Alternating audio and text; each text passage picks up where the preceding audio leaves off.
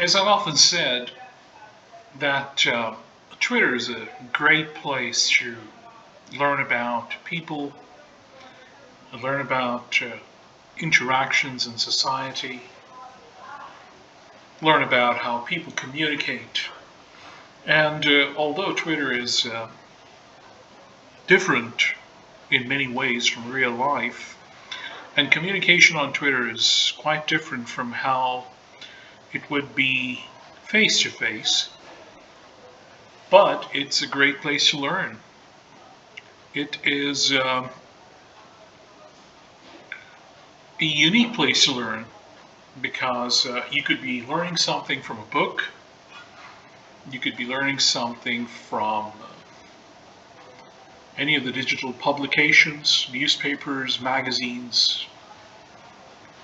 You could be learning from podcasts, from radio shows, from videos on YouTube or on Spotify. You could be learning in so many different ways. But this platform, it brings together brevity and spontaneity and all the complexity of human interactions. So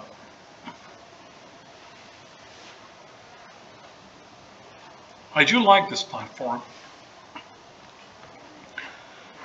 So Dana Loesch has retweeted something that I saw earlier, but I didn't go through it. And you can see my intelligent response. I'm referring to Lulu Cheng Meservey. She has a cute smile. I might read what she's written down. And I'm not just saying that. I am going to read what she's written down right now. Excuse me. I do have this on my thread reader app now. I put in a request, and that request was instantly fulfilled. But I'm not going to read it in the app. I'm just going to read it right here on Twitter. And it's not going to take long, just a few minutes. And I'm not going to make any lengthy comments about what she has said. I'm just going to read it. As I'm reading for myself, I'm reading also for you. And I'll put this on YouTube for, with a link to the thread, starting with the first tweet. I'll do that. You have to excuse me, I still have that irritation in my throat. I took some cough syrup. I'm feeling a lot better, but when I talk, I get that little urge to cough. It's just a clear cough, nothing else. So it's going to bother you. I'm telling you in advance. Excuse me. So, what does she say? Let's start with the first tweet right at the beginning. At Substack, we don't make moderation decisions based on public pressure or PR considerations. An important principle for us is defending free expression, even for stuff we personally dislike or disagree with. We understand principles come at a cost. I'm proud of our decision to defend free expression even when it's hard because, 1, we want a thriving ecosystem full of fresh and diverse ideas. That can't happen without the freedom to experiment or even to be wrong. 2, people already mistrust institutions, media, and each other. Knowing that dissenting views are being suppressed makes that mistrust worse. Withstanding scrutiny makes truths stronger, not weaker.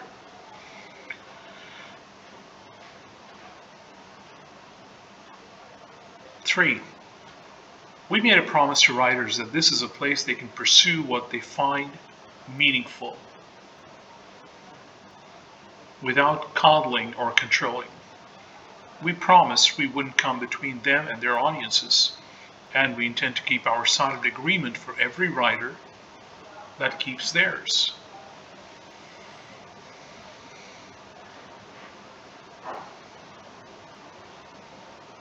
I respect that writers on Substack are people who like to think for themselves. They tend not to be conformists, and they have the confidence and strength of conviction not to be threatened by views that disagree with them or even disgust them. This is becoming increasingly rare. 4. Who should be the arbiter of what's true and good and right? People should be allowed to decide for themselves, not have a tech executive decide for them. I wouldn't want someone to pick out my clothes for me, much less my ideas. 5. The only area where we humans have a perfect track record is that we've consistently gotten things wrong. Every generation has beliefs and blind spots that make future generations aghast. It would be the height of arrogance to think we've suddenly become infallible now.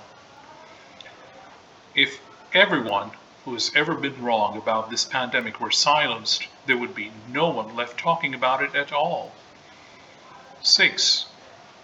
When it comes to bad ideas, it's neither right nor smart to martyr them and drive them into dark corners where they're safe from examination and questioning.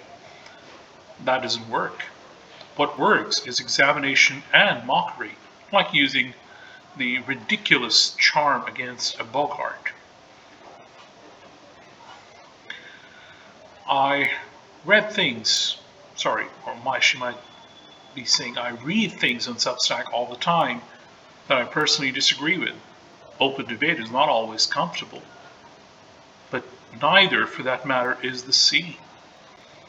Our co-founders just shared a post on why and how Substack aims to rebuild trust in the media ecosystem.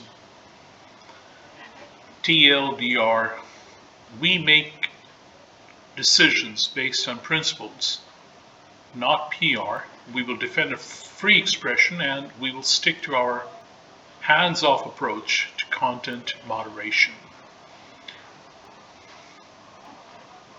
And here I put in the request in the thread reader app, like a few others, and instantly I got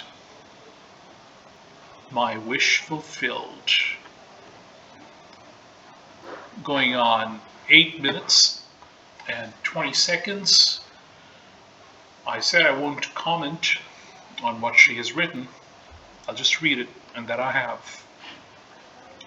So I might think about it later, but for now, this is it. Thank you for your time and attention. Bye-bye.